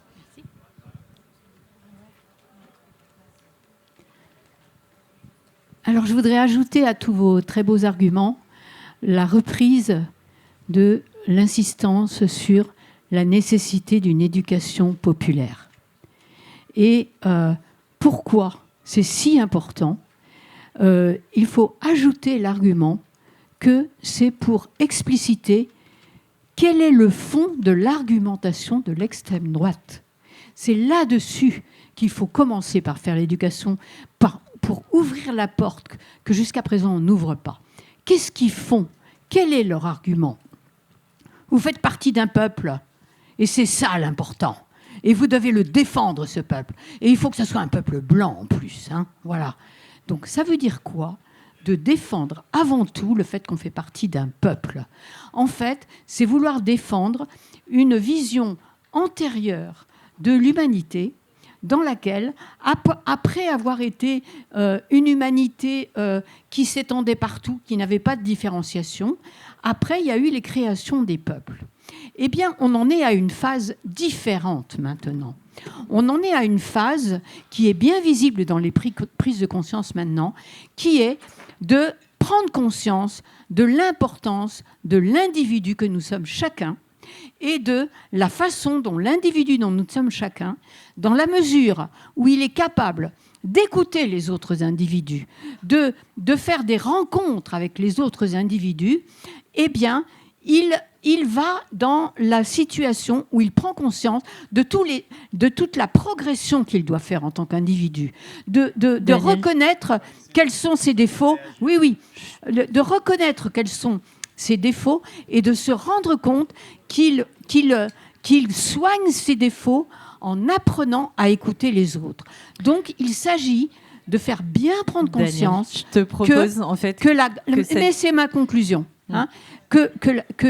Mais c'est tellement important de voir en face que l'extrême droite, elle veut que nous soyons des gens mêlés à un peuple, mais absolument pas des individus dans lesquels la compréhension de l'humanité tout entière et de l'univers tout entier fait partie de ce qui doit progresser. Merci. Je vous propose qu'on laisse un peu largement la parole. Et peut-être qu'il n'y ait pas forcément les prétentions à ce que les intervenants répondent exhaustivement à tout. Je pense qu'on est plutôt aussi dans une écoute à la salle. Donc voilà. Et je reviens, s'il vous plaît, si vous pouvez privilégier des prises de parole courtes. Je sais que c'est un sujet qui nous amène tous à vouloir nous exprimer longuement. Mais on est contraint et l'idée, c'était qu'on fasse circuler. Voilà. Ça marche, merci. Je vais être très rapide. Voilà, moi, je suis Salah Mokran et comme Jamel, je suis de l'Assemblée des quartiers. En fait, je voulais juste... Finalement, c'est juste pour apporter un petit complément. En tant que... Voilà, moi, j'habite à Toulouse. Je suis dans le sud de la France et en Occitanie, il y a un sujet sur cette question de l'extrême droite. C'est l'histoire et la mémoire de la guerre d'Algérie. C'est fondamental. Tout le littoral méditerranéen, la pensée de l'extrême droite chez nous, elle se construit et elle s'ancre et elle se transmet sur cette histoire-là. C'est le seul complément que je voulais apporter. Et ça peut ne pas paraître totalement déterminant par rapport à ce qui a été dit, mais chez nous, ça l'est totalement. C'est qu'à Perpignan, à Montpellier, voilà, tous ces endroits-là, on a des monuments à l'OAS, on a des manifestations encore aujourd'hui de nostalgiques. Donc il y a un sujet, et je finis là-dessus pour ne pas être trop long, pour tenir ma promesse. Et en fait, vous voyez bien le rebond que ça fait avec notamment la campagne il est ministre de l'Intérieur ou de la Justice, Retailleau, de l'Intérieur. En fait, aujourd'hui, comment on peut être franco-algérien en France? Comment on peut l'être? Et on est vraiment... c'est vraiment... Là, on a quelque chose qui est vraiment un nœud. Donc voilà, je voulais juste apporter ce complément. Et bien sûr, ça peut s'élargir à la question de la mémoire coloniale, mais vraiment sur la question de la mémoire de l'Algérie, de la guerre d'Algérie, de la colonisation en Algérie. Moi, je vous dis, chez nous, c'est beaucoup là-dessus que l'extrême droite continue à prospérer. Merci. Je propose qu'on aille... Voilà, merci. Merci. Je voulais apporter un témoignage par rapport à la question des restrictions des libertés associatives. Voilà, ça fait vraiment du bien d'entendre des témoignages de quartier populaire, parce que moi, effectivement, en tant que blanche privilégiée, j'ai du mal à me rendre compte que c'est des choses que vous vivez depuis tant d'années. En tout cas, voilà, moi, j'habite à Ambert, donc commune rurale, plein milieu du Puy-de-Dôme. L'année dernière, non, il y a 2 ans, on a organisé un carnaval dans lequel le bonhomme carnaval qui a été brûlé ressemblait un petit peu trop à Emmanuel Macron. Suite à ça, on est 13 associations à avoir déposé, comme chaque année, un FDVA, donc une demande de financement au Fonds de développement à la vie associative. Sur ces 13 associations, on est 10 à avoir été censurées, sachant que là, je parle d'associations d'éducation populaire ou d'éducation à l'environnement. Donc, on est très, très loin de personnes qui s'affichent antifascistes, antiracistes. Enfin, voilà, je veux dire, on pourrait le dire très grossièrement, bisounours, quoi. Et sans le combat du mouvement associatif, on n'aurait pas eu les financements. Donc, on a fini par les avoir. Mais voilà, c'était juste pour vous dire que vraiment, là, l'état d'autoritarisme est vraiment... Enfin, voilà, c'est l'urgence, quoi. Merci. Ouais. Voilà. Donc, bonjour à tous. Moi, j'ai un petit souvenir à partager avec vous, en lien avec le thème, bien sûr. Et je vais revenir sur la première intervention. C'était par rapport à l'éducation. Donc, aujourd'hui, le racisme, pour nous, c'est quelque chose qui se construit dès le plus jeune âge, avec des préjugés, avec des « mon fils ne marche pas avec un tel, ne marche pas avec un tel ». En tout cas, c'est ce que j'ai subi, c'est ce que certains de mes camarades ont subi dès le plus jeune âge. Donc à partir de là, il y a une distanciation qui se fait entre certaines personnes et d'autres. Moi, j'ai grandi en banlieue parisienne. Je suis arrivé à Poitiers à l'âge de 16 ans par rapport à ma scolarité, parce que c'est vrai que Paris, c'était compliqué. Donc ma mère m'a dit « Mon fils, je préfère que tu t'éloignes d'ici et que tu ailles dans un internat privé ». Et quand je suis arrivé ici, honnêtement, j'ai appelé ma soeur, j'ai dit « J'ai jamais vu autant de blancs de ma vie ». J'ai dit « Ah ouais, honnêtement ». Je lui ai dit, j'ai jamais vu autant de blancs de ma vie. Parce que chez nous, c'est vrai que la ségrégation, on la vit tous les jours dans les quartiers en région parisienne. Ensuite, j'ai été à l'internat. Donc j'étais le seul black de l'internat.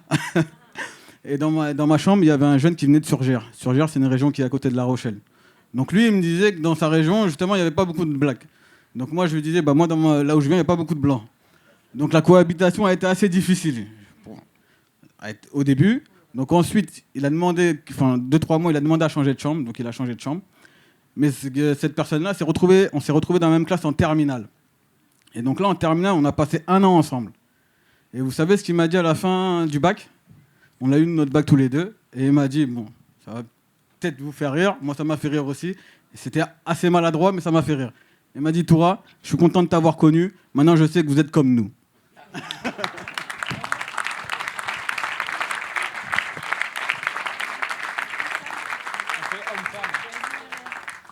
Ah oui. Oui, moi en fait c'est une question quand même. Moi je viens des milieux plutôt libertaires, anti-autoritaires et du coup surtout là après les 3 jours je me demande un peu si c'est vraiment ma place de participer à une campagne pour participer à ce jeu-là, quoi, ce jeu dans cette république qui est raciste, etc. Et du coup c'est une question pour Jamel. Comment l'Assemblée des quartiers, vous vous situez comment par rapport à la réelle politique? Est-ce que vous pensez que ça vaut le coup de participer à ce jeu-là? Est-ce qu'il faut mettre de l'énergie pour aller choper des mandats et voilà. Ça vous va, on prend... je propose on prend 2 autres et on laisse une réponse sur la stratégie d'appropriation du pouvoir. Est-ce qu'on la tente ou pas? De ton côté, Myriam. Bonjour Christophe, merci pour ton discours tout à l'heure. Je suis un peu ému parce que ça m'a rappelé quelques souvenirs. J'ai vécu en Guadeloupe justement et tu demandais pourquoi ces gens-là pouvaient voter Front National.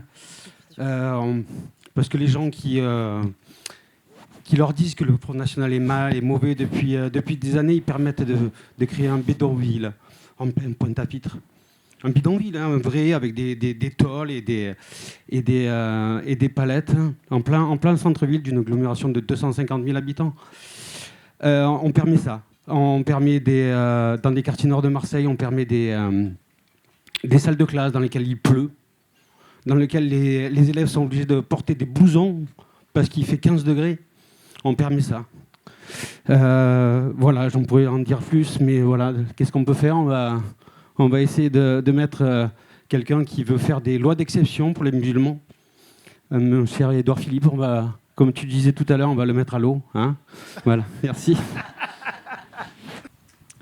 Alors, merci pour les questions. Je regrette de ne pas pouvoir donner et redistribuer la parole à tous et à toutes.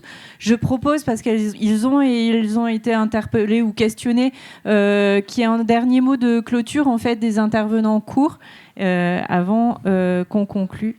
Juste pour la réponse, enfin la question qui a été posée directement pour l'Assemblée des quartiers, alors mes camarades peuvent y répondre. Effectivement, c'est un vrai débat, c'est un vrai questionnement. D'ailleurs, j'ai entendu une question qui ressemble aussi à ça.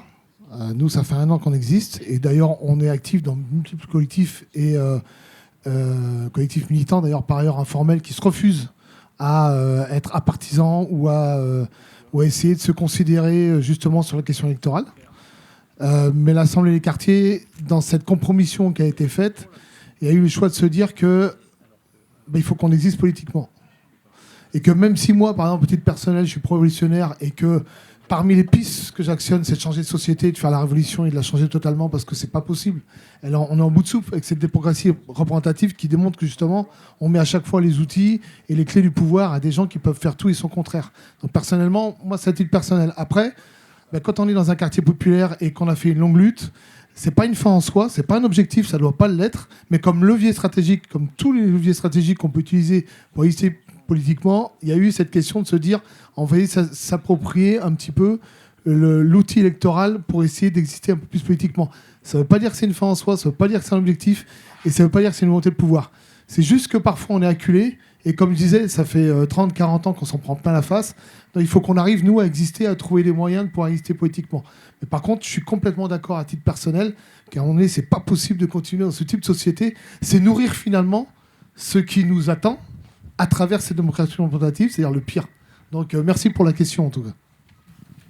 Merci John.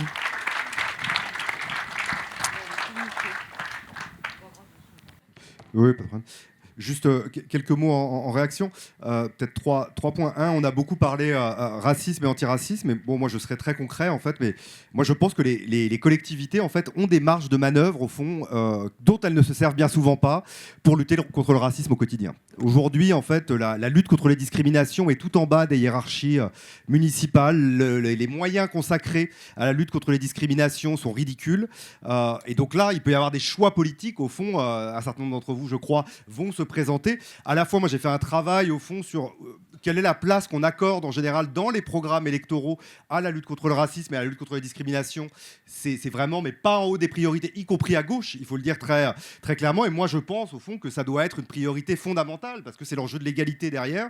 Et donc là, il ne faut pas juste... En fait, moi, je pense qu'on ne va pas lutter contre le racisme juste avec des mots et des belles paroles. Il faut des dispositifs publics, des sanctions et de l'argent, en fait, qui soient consacrés à ça.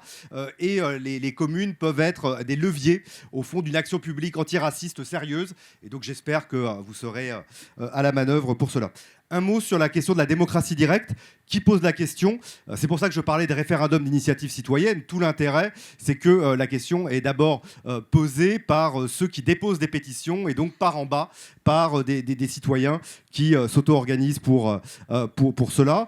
Malgré tout, moi, je ne suis pas nécessairement opposé à des référendums qui seraient organisés par les élus eux-mêmes. Juste 2 mots là-dessus. Il y a aujourd'hui des expériences assez abouties. Je pense à la ville de Grenoble avec son système de droit d'interpellation. Poitiers a mis en place un système relativement proche. Une des difficultés qu'on a aujourd'hui, c'est que les seuils, en fait, pour parvenir à enclencher des référendums sont trop élevés. Au fond, malgré tout, il reste une crainte. Je crois, chez tout un ensemble d'élus locaux, à voir se multiplier des référendums via des seuils relativement bas, via le nombre de signatures qui permettraient d'enclencher, comme c'est le cas au niveau national, on l'a vu avec la loi du plomb, pour aller vers, par exemple, des référendums d'initiative partagée. Il faut baisser les seuils parce qu'il faut qu'il y ait des référendums qui soient organisés sur tous les sujets structurants d'une collectivité. Je le redis, il faut arrêter d'avoir peur de cela. Et dernier mot là-dessus, qui pose la question, un référendum, c'est pas nécessairement oui ou non entre 2 options. On peut organiser des préférendums, par exemple, sur des projets de rénovation urbaine dans les quartiers. On pourrait tout à fait imaginer avoir option A, option B, option C, option D et faire voter les gens. Ça peut être des espaces de délibération collective, mais il faut qu'au final, il y ait une décision qui soit prise. Il ne faut pas juste qu'on soit dans la consultation, sinon on renforce la défiance démocratique. Dernier mot, moi j'ai beaucoup insisté sur la question du partage du pouvoir, parce que moi je crois que c'est l'enjeu démocratique fondamental. Malgré tout, et au regard de, je crois, ce qui vous anime ici, je pense qu'il faut aussi prendre le pouvoir, et je crois que c'est dans cette dialectique et dans l'articulation entre la prise du pouvoir et ce partage qu'on arrivera à faire bouger les lignes. Comme le disaient les camarades de Podemos en Espagne, 1 pied dans l'institution, 1000 pieds dehors, mais il faut encore en avoir un dedans, donc lâchez pas l'affaire.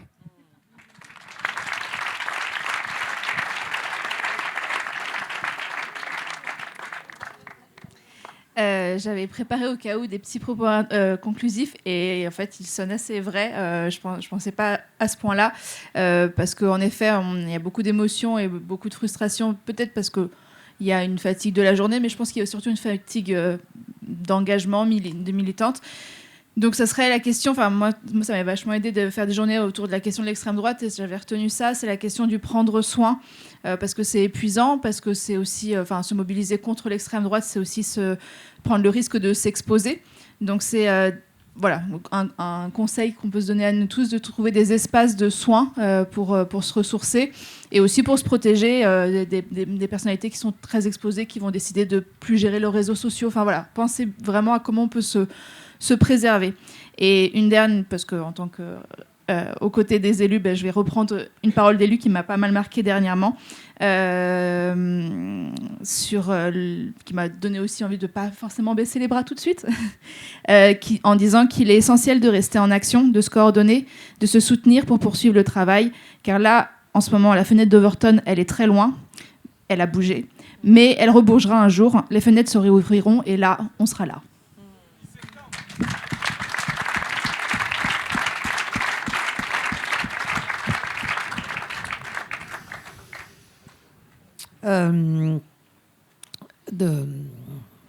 Donc pour être là, rejoignez l'Anvita.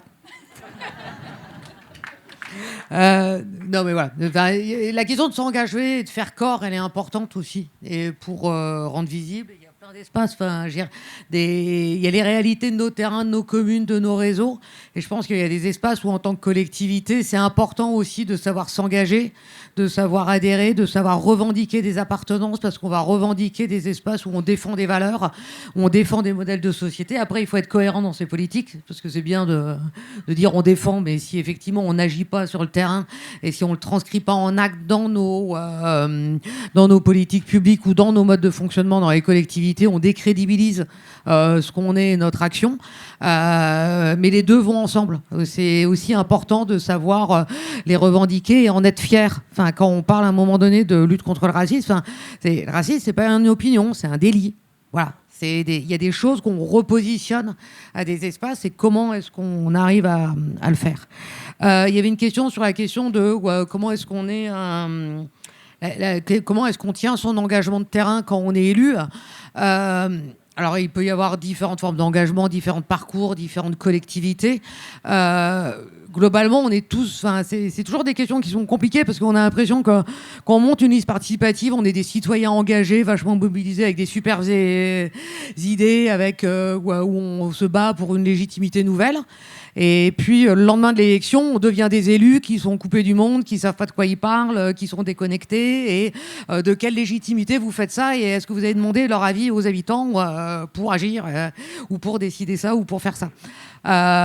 C'est pas simple à vivre. Enfin, moi, je sais que je pense d'autres, mais après l'élection en 2020, ça fait un peu bizarre des fois d'avoir des retours de cet ordre-là. On est des gens qui habitons dans nos territoires, qui vivons, qui travaillons, qui faisons nos courses, on n'a peut-être plus beaucoup d'activités de loisirs parce qu'on a trop de réunions et d'irrégularités dans nos agendas pour être capable de tenir une activité sportive ou un cours de musique. Mais déjà, on a ce côté-là, qu'il faut pas oublier et que moi je revendique. Et après, comment est-ce qu'on ouvre nos instances, comment est-ce que dans nos commissions, dans nos groupes de travail, dans nos manières de penser les projets, on élargit. On ne reste pas qu'entre élus, on a des habitants, on a des associations. Tous les corps intermédiaires sont hyper importants pour garder ce lien à la réalité. Et je le relie notamment à la question des solidarités actives. Comment est-ce qu'on bosse avec notre territoire, avec les bénéficiaires, avec les associations? Comment est-ce qu'on accompagne nos associations ou nos acteurs de territoire à garder ces ancrages-là? Voilà, c'est un travail de longue haleine, ça demande de l'effort, ça demande de l'énergie, parce qu'effectivement, on a un système politique qui est construit pour qu'on puisse décider tout seul. Et donc, de ne pas rentrer dans ce travers-là, ça demande de l'énergie, mais c'est aussi... plus le projet est pensé en amont et à intégrer ces enjeux-là en amont, plus c'est facile, entre guillemets, de le faire ou de tenir le cap, parce qu'on est nombreux aussi à se rappeler les engagements communs et la manière de le faire. Donc voilà, c'est possible de le faire et de le tenir. Et un petit mot juste pour conclure sur cette idée de conclusion. Je ne suis pas allé très loin sur ce que nous, le pouvoir qu'on a comme élus, c'est aussi de colorer. J'ai commencé à vous dire, Amel, voilà, il y a pas beaucoup de personnes non blanches dans la rue. Quand on se promène, c'est de moins en moins vrai. Toute proportion gardée, on n'est pas prêt d'inverser quand même les proportions. Mais en fait, on a une unité d'hébergement de demandeurs d'asile avec des gens qui viennent de tous les continents. On a des hébergements des cadars. On a des mineurs isolés. Tout ça, c'est une population de gens qui n'ont pas choisi de venir chez nous, qui ont été parachutés par des tableurs Excel dans des ministères et des dispositifs, mais qu'on accueille, qu'on intègre et qui trouvent sens à habiter en milieu rural dans un coin complètement paumé et qui, quand ils ont leur papier, un statut ou autre, ou même quand ils l'ont pas, souhaitent y rester et c'est eux qui font le pain à la boulangerie.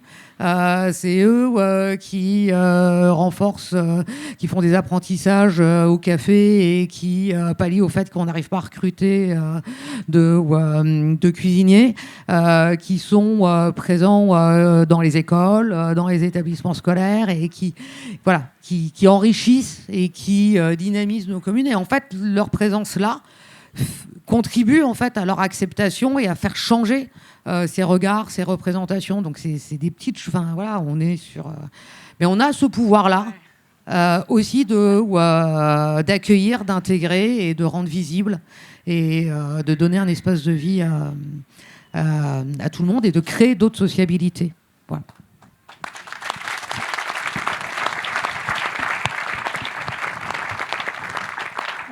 Petit mot conclusif pour Jamel qui a plutôt répondu à la question que apporté son dernier petit mot. Je te laisse la parole et pardon pour conclure.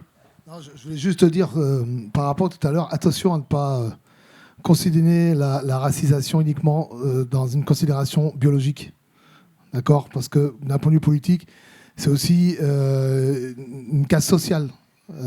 C'est une considération sociale qu'on nous met en tant que racisés, d'accord ? Et qu'on trouve aucune justification aussi au racisme. Qu'on trouve des alibis, des cautions, des prétextes au racisme, parce que ça, c'est insupportable. Donc, je voulais juste le dire, mais je veux pas que ce soit le mot de la fin non plus. Donc, ce que j'ai envie de vous dire, c'est que si on est là aussi aujourd'hui, c'est qu'à un moment donné, bah oui, il y a peut-être besoin de faire peuple. Et comme dit certaines organisations, de faire peuple, faire bloc, je sais qu'il y a des choses qui vont se passer, bah peut-être c'est aussi là qu'il faut se considérer, se revoir et faire en sorte peut-être d'agir en commun pour essayer de vraiment, puisqu'il y en a qui ont osé dire plutôt Hitler que le Front Populaire, ce qui est énormément dramatique, ça veut bien dire ce que ça veut dire par rapport à des gens qui sont ultralibéraux, plutôt faire peuple, voilà.